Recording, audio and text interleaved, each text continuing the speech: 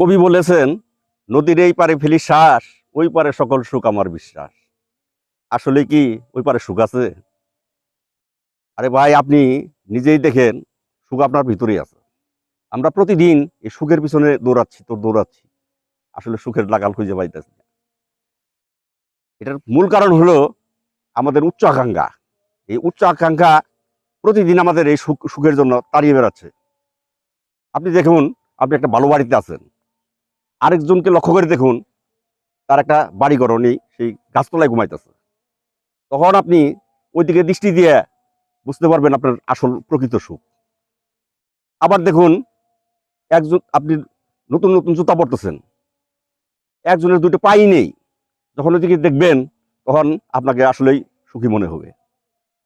এরপরে দেখুন, এই সুন্দর প্রকৃতি আমরা দেখতেছি, আরেকজনের দুটো চোখই নেই, তখন আপনাকে ওই ব্যক্তির দিক তাকিয়ে আপনাকে সুখী মনে হবে, কারণ এই সুন্দর প্রকৃতি আপনি দেখতে পাচ্ছেন।